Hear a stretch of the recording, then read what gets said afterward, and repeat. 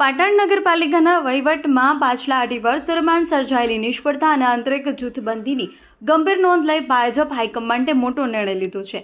આગામી સામાન્ય ચૂંટણી માટે ભાજપે નો રિપીટ થિયરી અમલમાં મૂકી તમામ 40 બેઠકો પર નવા ઉમેદવારોની જાહેરાત કરી છે। પૂર્વ પ્રમુખ, ઉપપ્રમુખ અને કારોબારી ચેરમેન સહિતના તમામ સિનિયર નેતાઓને ટિકિટથી વંચિત રાખવામાં આવ્યા છે।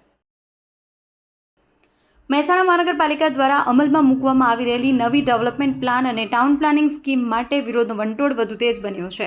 આ સ્કીમનો વિરોધમાં આસપાસના 10 જેટલા ગામોના લોકો હવે એકજૂથ થયા છે। 9 એપ્રિલથી રાત્રે કુકસ ગામે તમામ અસરગ્રસ્ત ગામોના આગેવાનો ગ્રામજનોની એક વિશાળ સભા યોજાઈ, જેમાં તંત્ર સામે આરપારની લડાઈ લડવાનો નિર્ધાર કરવામાં આવ્યો છે। મહેસાણાના બેચરાજીમાં મોટપ ગામે તળાવના ખોદકામની માપણી કરવા ગયેલા ગામના ઉપસરપંચ અને અન્ય ગ્રામજનો પર હુમલાનો પ્રયાસ કરી બેભત્સ ગાળો ભાંડી જાનથી મારી નાખવાની ધમકી આપ્યાની ફરિયાદ મોઢેરા પોલીસ મથકે નોંધાઈ છે। આ મામલે પોલીસે કોન્ટ્રાક્ટર સહિત અન્ય શખ્સો વિરુદ્ધ ગુનો નોંધી કાર્યવાહી હાથ ધરી છે।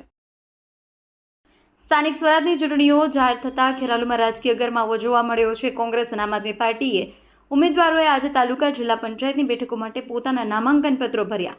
આ પ્રક્રિયા દરમિયાન કોંગ્રેસના કાર્યકારી અધ્યક્ષ અને વડગામના ધારાસભ્ય જિગ્નેશ મેવાણીની વિશેષ હાજરી રહી હતી।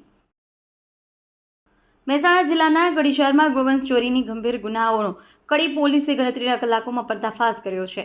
કડીના એમ માર્ટ મોલ પાસેથી ગાયના વાછરડાની ચોરી કરવામાં આવી। પોલીસે આ કેસમાં એક આરોપીની ધરપકડ કરી, અન્ય 2 આરોપી ફરાર છે। ગુરુવારે વહેલી સવારે 4 વાગ્યાના સુમારે કડી શહેરમાં ભીમનાથ મહાદેવ મંદિર પાસેના એમ માર્ટ મોલ પાસેથી કસાઈઓ સફેદ સ્કોર્પિયો કાર લઈને આવ્યા। તેઓએ જાહેર રોડ પર બેઠેલા ગાયના વાછરડાને કારમાં ભરીને ફરાર થઈ ગયા હતા। દેશ અને દુનિયાના સમાચાર જોવા માટે અમારી ચેનલ MG લાઈવ ન્યૂઝને સબસ્ક્રાઇબ કરો અને બેલ આઇકોન પર ક્લિક કરો, જેથી રોજે રોજની અપડેટ આપને મળતી રહે। સાથે જ અમારું ફેસબુક અને ઇન્સ્ટાગ્રામ પેજને પણ ફોલો કરો।